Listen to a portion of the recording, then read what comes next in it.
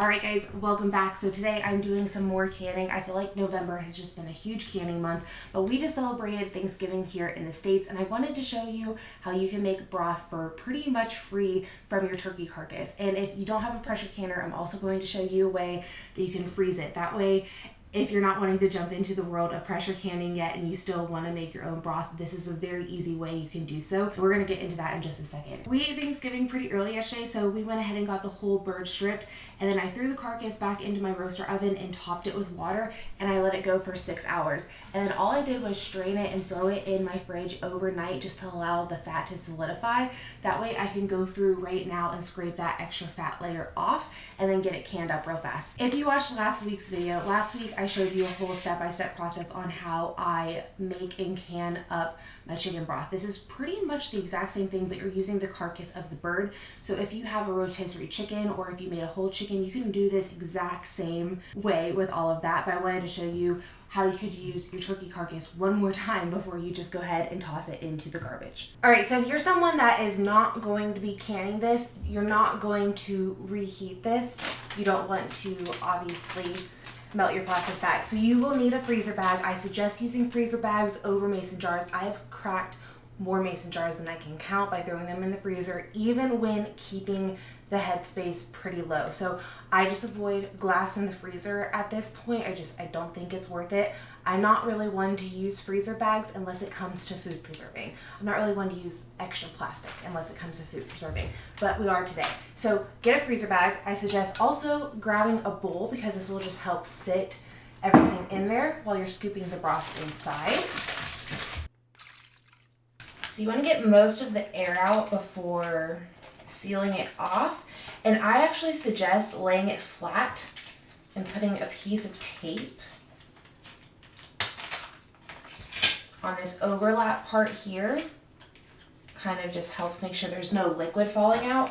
And then if you lay it flat like this in your freezer, obviously that's going to thaw out way faster by keeping it nice and level, other than you putting it in the freezer like that. That's going to take a lot longer to thaw out. So by laying it flat, kind of taping over the little mouth, put it on a cookie sheet to let freeze initially, and then just throw them in your freezer. Very easy. I'm gonna throw this back into my pot though and get this heated up with the rest.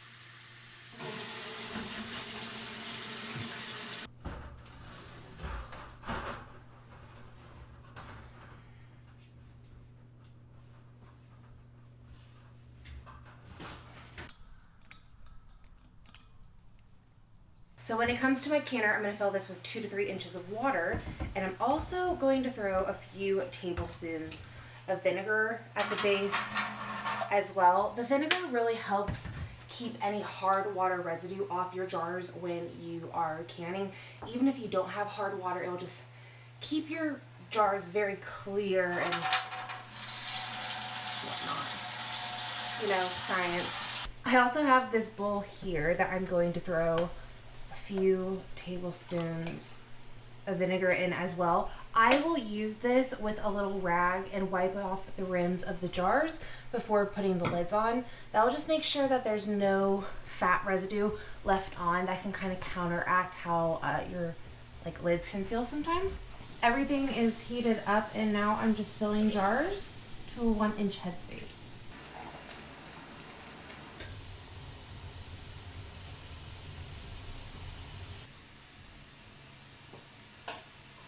This is my outdoor camp cook stove.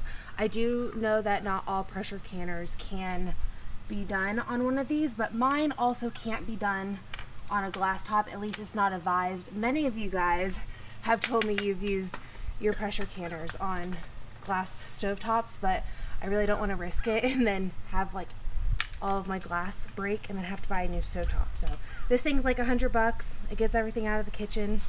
I like it, especially because pressure canners are pretty loud.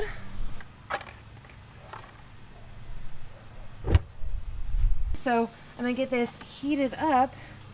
Then once it's all heated up, we will get to canning.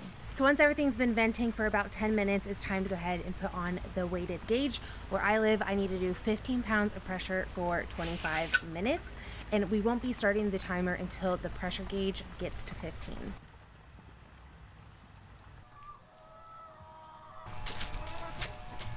Got 10. They must have laid late last night. Everything is up to pressure, our gauge is going, and now our 25-minute timer starts. You can tell that this is loud and obnoxious, and if this was in my kitchen, I think it would be even more echoey. 25 minutes, and now all I'm going to do is turn off my burner, and we are going to leave the weighted gauge on. This needs to naturally go back down to 0 before we take off the weighted gauge and open the lid.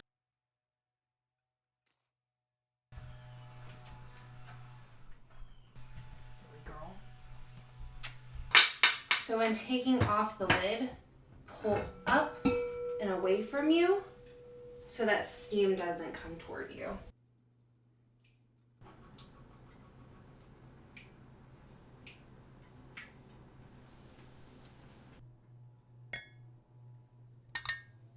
Alrighty, well I got 7 quarts of broth here, and anytime I can get a little bit more bang for my buck, I'm always excited about that.